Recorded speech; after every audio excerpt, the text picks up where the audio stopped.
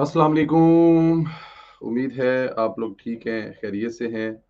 खुदा की ज़ात आप लोगों को अपने हिफ्ज़ो अमान में रखे। मेरी दुआएं हमेशा की तरह आपके साथ हैं। अ, बस आपसे जो गुजारिश है, चैनल को ज़रूर सब्सक्राइब किया करें, बेल आइकन को प्रेस किया करें और व्हाट्सएप ग्रुप में ज़्यादा से ज़्यादा इसका लिंक सेंड करें और अपनी राय का इज़हार ज़रूर किया करें। मोईद पीरज़ादा जैसे फ्राडियों का अब तो वैसे सबका खुलना चाहिए, लेकिन ये शायद मोईद पीरज़ादा साहब जो हैं, उनसे ये खुलना शुरू हुआ है। चीज़ें बाहर आ रही हैं जिनके लालच में आकर लोग ये वतन फ़रोशी करते हैं। फ़ख्र दुरानी ने मोईद पीरज़ादा को अब आप ये कह सकते हैं कि काफ़ी हद तक नंगा किया है। मोईद पीरज़ादा ने पाकिस्तान छोड़ा, जान को लाहक खतरात का दावा करते हुए बरतानिया पहुँचे, जहाँ उन्होंने बयान दिया कि वो मुसलसल मुकाम तब्दील कर रहे हैं ताकि खतरात से बच सकें। मगर हैरत अंगेज तौर पर मुल्क छोड़ने के 10 माह से भी कम अरसे में वो अमेरिका के महंगे तरीन पोटोमेक मेरीलैंड में एक 2 कनाल का पुरतइश घर खरीदने में कामयाब हो गए, जिसकी कीमत तकरीबन 10,50,000 डॉलर बताई जा रही है। मोईद पीरज़ादा ने साबका ट्विटर एक्स पर एक पोस्ट में दावा किया, उन्होंने बरतानिया में अपना पुराना खानदानी घर जो है वह फरोख्त करके ये अमेरिका में अपनी जो है वो प्रॉपर्टी खरीदी है। ताहम यूके के कंपनीज हाउस और यूके के लैंड रजिस्ट्री से हासिल शुदा अवामी रिकॉर्ड से पता चलता है कि ये जायदाद इनकी अहलिया ने 2006 में खरीदी थी, 2006 में खरीदी थी और अप्रैल 2023 में फरोख्त की थी। लेकिन ये असासा पाकिस्तान में कभी जाहिर नहीं किया गया था, क्योंकि जब जाहिर है आप असासे जाहिर करते हैं तो आपको ये बताना पड़ता है, क्योंकि आप पाकिस्तानी नेशनल है, कि आप बताते हैं कि हमारे कहाँ कहाँ पे असासे हैं। तो वो जो आपने जो असासे थे वो क्लियर नहीं किए थे। खैर लेकिन अब टैक्स कवानीन के मुताबिक असासे छुपाने का वाज़ह केस बनता था और इसके साथ ही पाकिस्तानी रिकॉर्ड से मालूम होता है कि इनकी अहलिया की कोई ज़ाहिर शुदा आमदनी नहीं थी। मतलब अगर अहलिया ने खरीदा था तो फिर अहलिया की कोई ज़ाहिर शुदा आमदनी भी होनी चाहिए थी, लेकिन ऐसा कुछ नहीं है। ये लोग नवाज शरीफ और दीगर सियासतदानों की पगड़ियाँ उछालते हैं और बताते हैं कि उन्होंने बैरून मुल्क में अपनी प्रॉपर्टी बनाई हुई है, और वो फिर कैसे इल्ज़ाम आते हैं वो आप सुनते ही रहते हैं इन क्या कहूँ चबलों के मुंह से। ये 2 कनाल का मकान 4 बेडरूम्स, दो 2.5 बाथरूम, निजी दफ्तर, अलहदा लिविंग, फैमिली रूम्स और एक खूबसूरत बाग और 2 अलग अलग गैराज पर मुश्तमिल है। ये मकान जुलाई 2023 में लिस्ट हुआ। 15 अगस्त 2023 को नजमी नाहीद पीरजादा और मोईद हसन पीरजादा के नाम मुंतकिल हुआ, और इसके बाद इस जायदाद की कीमत जो है 1.31.550 13,15,500 कह सकते हैं कि इजाफा हुआ। मौजूदा अंदाजन कीमत जो है वो 1.2 मिलियन बताई जा रही है। होम्स.com के मुताबिक 1972 में तमीर शुदा ये मकान 9,65,000 में लिस्ट हुआ था, मगर 10,555, मतलब कि वही मैंने आपको बताया कि 10 लाख जो है 5,000, 10,50,000 में ये खरीदा गया। न्यू लैंड्स रिकॉर्ड के मुताबिक मई पीरजादा और इनकी अहलिया ने मूवमेंट मॉर्गेज के साथ 5,50,000 कर्ज पर भी दस्तखत किए, जिस पर 6.78% तूर भी जो है वो तय हुआ। तो प्रॉब्लम यह है कि अगर आपने इंग्लैंड में घर खरीदा था और आपकी बीवी ने खरीदा था तो उसके क्या मालियत क्या थी। अब इसके पीछे कि मोहित पीरजादा के बारे में अक्सर कहा जाता है कि उन्होंने काफी चूना लगाया है, और चूना लगाया जो है ना वो जिनके साथ मिलकर लगाया, वो भी आपको पता ही है सारा कुछ, क्योंकि पाकिस्तान में चूना लगाने के लिए आप जिस किस्म की वो हरकतें किया करते थे, जो वो किया करते थे, इसमें भी कोई शक नहीं है। लेकिन अब यहाँ पे पॉइंट ये है कि जो सियासतदानों से सुबह शाम आप डिमांड करते हैं, क्या खुद वो दे सकते हैं या खुद आपने वो दिया है।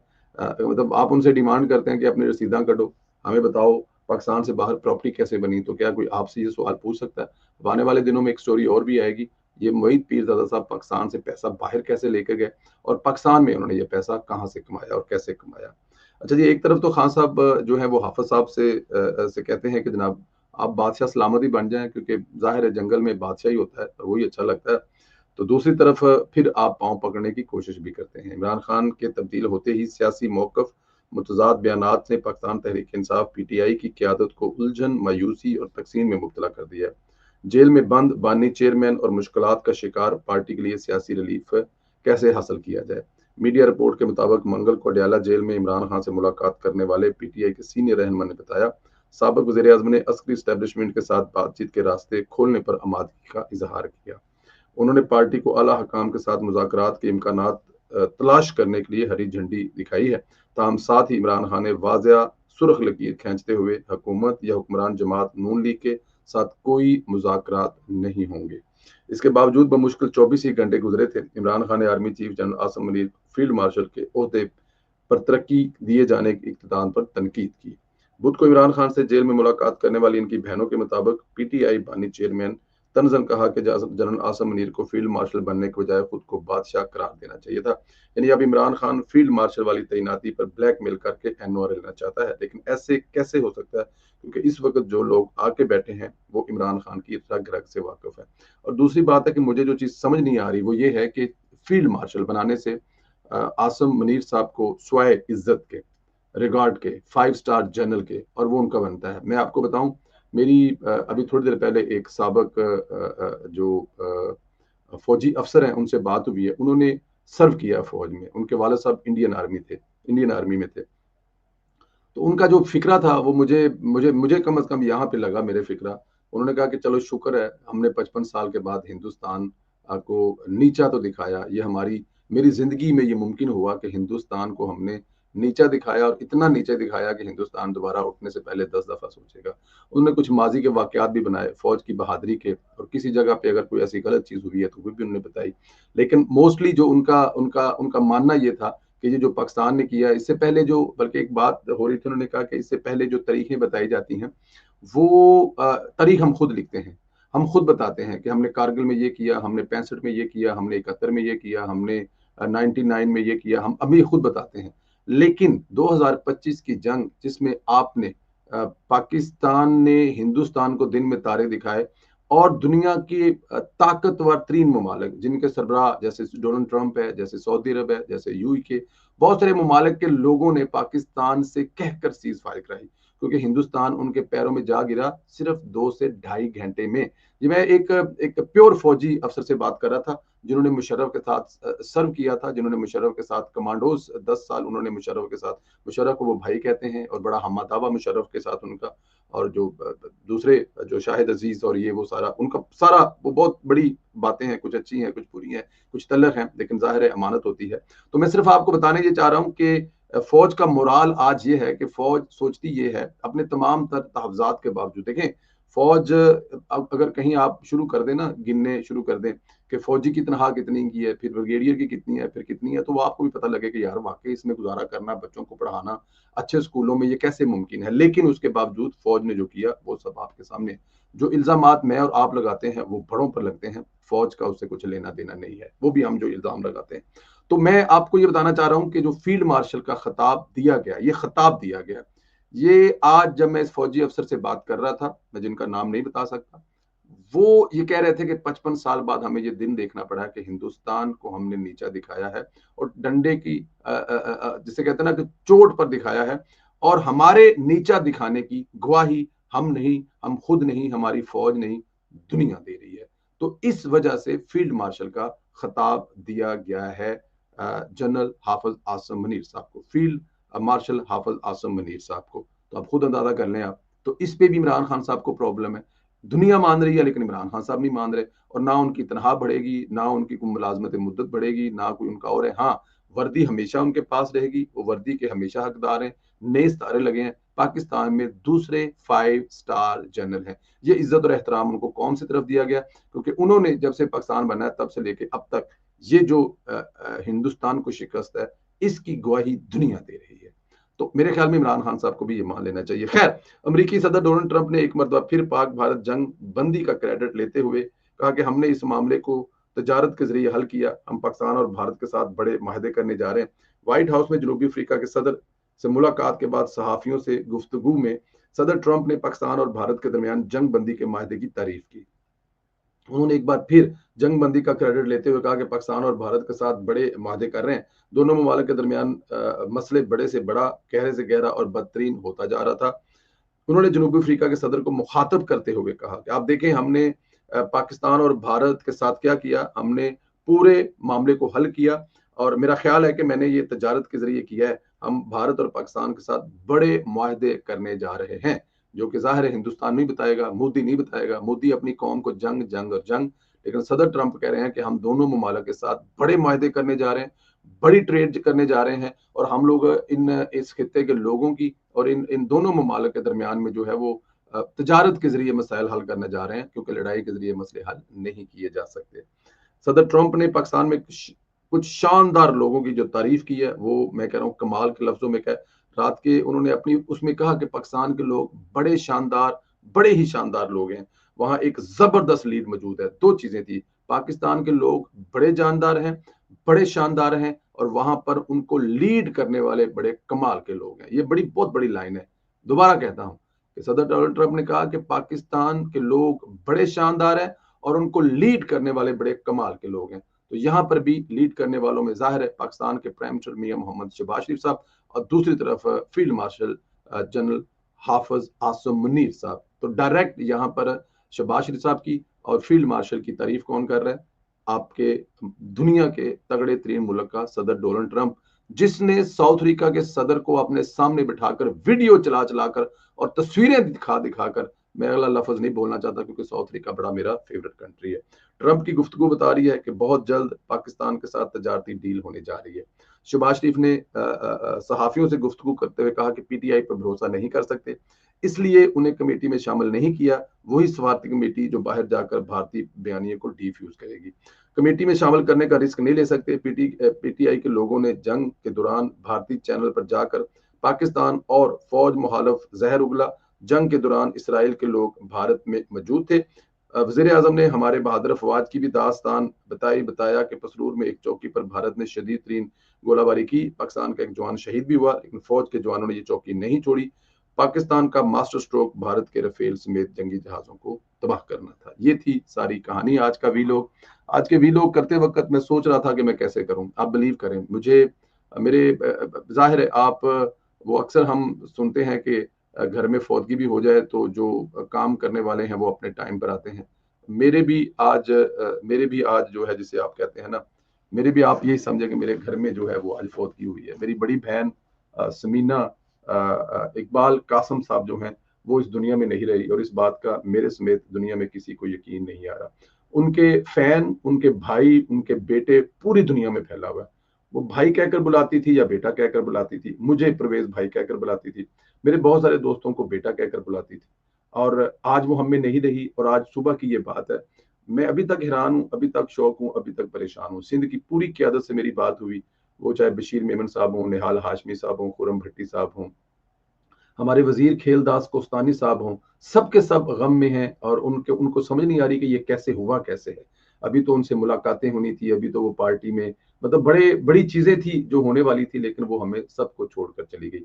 मेरी आपा से जो शनासाई है वो जाहिर है सोशल मीडिया के जरिए हुए। मेरी कोई बहन नहीं है, बड़ी बहन नहीं है, मेरी से छोटी बहन है, तो मेरी कोई बहन ही नहीं है बड़ी। लेकिन मुझे बिलीव करें कि उनके रूप में हमेशा सगी बहन महसूस होती थी और आप ये कह सकते हैं कि वो सगी बहन की कमी नहीं महसूस होने देती थी। मियाँ साहब से इंतहा का इश्क करती थी, उनके नजरिए से, उनके उनके उनके काम से, मुल्क को लीड करने से और मुल्क के लिए कुर्बानियां देने को शरीफ फैमिली से बेइंतहा प्यार करती थी। इलेक्शन वाले दिन, इलेक्शन से पहले मुझे उन्होंने कॉल की, कहा कि परवेज भाई मैं चाहती हूँ, मेरी ख्वाहिश है कि मैं जो इलेक्शन का ये पूरा जो माहौल है, इलेक्शन सेल है, मैं ये देखना चाहती हूँ। पता नहीं जिंदगी में कभी दोबारा चांस मिले ना मिले और आप भी यहाँ पर हैं तो अगर मुमकिन हो तो मैंने कहा बहन आप जरूर तशरीफ लाएं। तो कह रही है ठीक है मैं 7 की रात को आ जाऊंगी, 8 का पूरा दिन वहां पे। मैंने कहा बहन आप कुछ मिस कर रही हैं। तो कहती है जी भाई क्या मिस कर रही हूँ। मैंने कहा आप सोचे जरा आप क्या मिस कर रही हैं, जिस मिशन के लिए आप यहाँ पे आ रही हैं उसमें आपका वोट। तो कहती हाँ भाई ये मैं कैसे मिस कर गई। आप ठीक कह रहे हैं। उन्होंने 8 तारीख को कराची में वोट डाला, शाम की फ्लाइट पकड़ी और लाहौर पहुंची। अच्छा मैं क्योंकि जाहिर है वो मोबाइल हम ऊपर थे, ये जो आपको नजर आ रहा है हम यहाँ पे भाग रहे हैं इधर से उधर, उधर से आगे से पीछे, पीछे से आगे। तो मुझे उन्होंने फोन करने की कोशिश की लेकिन कुछ भी नहीं चल रहा था। तो दरवाजे पे वो पहुंच गई, मॉडल टाउन टैक्सी लेकर आ गई, होटल में ठहरी थी आकर। तो उन्होंने दरवाजे पे कहा कि मैं परवेज संदीला का बड़ी बहन हूँ। तो अब जाहिर है वो उनकी मेहरबानी है, वहां पे जितनी इंतजामिया है मॉडल टाउन ऑफिस में वो सारे परवेज संदीले के नाम पर जो आया वो अंदर लेके आए और अंदर बिठाया। अब नीचे वाले दफ्तर में वो बैठी हुई थी, हम लोग यहाँ पे ऊपर थे तो किसी को पता ही नहीं है, नीचे से बंदा ऊपर नहीं जा सकता, ऊपर से तो हम नीचे आ जाते थे। मैं नीचे आया तो मुझे कोई बंदा ढूंढता है, संदीला साहब ਤੁਹਾਡੀ ਵੱਡੀ ਭੈਣ आई है, ਤੁਸੀਂ जब उन्होंने कहा ना कि ਤੁਹਾਡੀ ਵੱਡੀ ਭੈਣ आई है, तो मैंने कहा समीना आपा आई है। मैं नीचे गया, कहती भाई मुझे 1 घंटा हो गया। मैंने कहा आप ऊपर, कह रहे यहाँ से ऊपर जाने को देता नहीं, या ऊपर जाने के लिए यहाँ पे कोई साथ में आएगा या जैसे भी है। बट एनी हाउ मैंने उनको साथ लिया, ऊपर लेकर गया। उन्होंने वहां जाकर देखा, बहुत खुश हुई। रात को 3-4 बजे तक हमारे, जब ये हम लोग वहां से निकले तब तक हमारे साथ रहेगी। वापसी में मैंने उनको होटल उतारा, नेक्स्ट डे दोबारा फिर वो आई, फिर सारा दिन वहां पे स्पेंड किया हमने। अनुषा रहमान साहिबा जो है उनसे मुलाकात हुई, और कायदीन को देखा, कायदीन से मिले, सलाम लिया, तो बड़ी खुश थी। तो मैं आपको बताना ये चाह रहा हूँ कि पार्टी से कितना प्यार और कितना मोहब्बत करती थी मैं। और अच्छा, एक दिन मुझे कहती हैं कि परवेज भाई, मुफ्ता इस्माइल बड़ी इज्जत करते हैं, एहतराम करते हैं, तो उन्होंने मुझे ऑफर किया है कि जो उनकी पार्टी है उसका सोशल मीडिया आप संभालें। तो मैंने कहा जी आप, फिर आपने क्या सोचा? कह रही परवेज भाई, क्या मैं नवाज शरीफ साहब को छोड़ सकती हूँ? नवाज शरीफ के नजरिए को छोड़ सकती हूँ? किसी जगह पे वो ऑन बोर्ड नहीं थी, नून लीग की किसी जगह पे ऑफिशियल वो नहीं थी, लेकिन ये उनकी मोहब्बत थी। उनका जवाब था कि क्या परवेज भाई, मैं नवाज शरीफ को छोड़ सकती हूँ?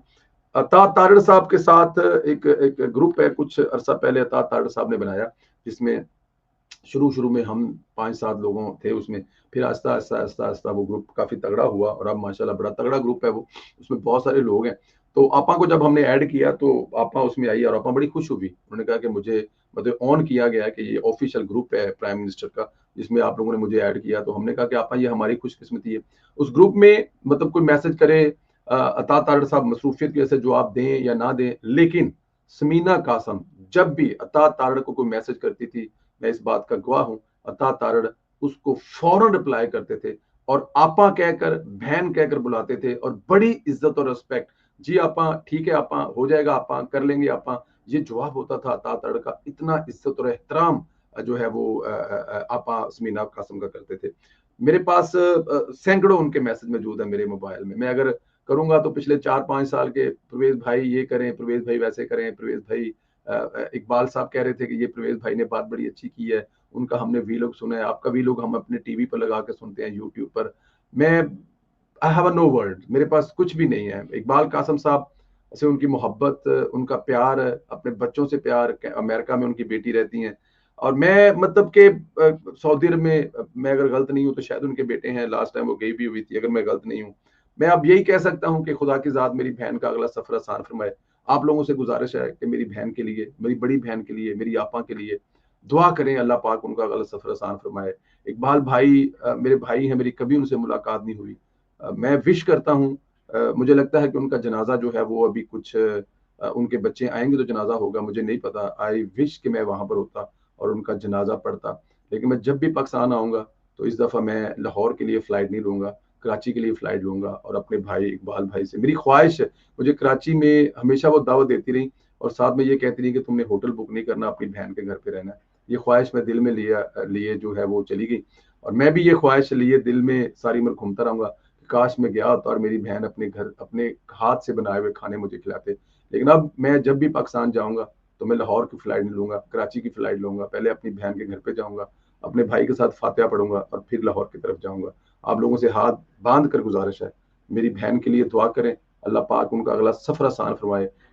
इकबाल भाई को, मेरे भांजे और भतीजियों को अल्लाह पाक सब्र दे। मैं काश मेरी बहन आज होती और ये सुन सकती, बट उनको पता है मैं उनसे कितना प्यार करता था। ये मुझे इस बात का कोई अफसोस नहीं है। मेरी बहन ने मुझे जब भी, बहन काफी अक्सर किसी वजह से अगर दिल बर्दाश्त होती थी तो मैं फोन, मुझे मैसेज करती थी, तो मैं कॉल करके, वापस कॉल करके उनको तसल्ली देता था।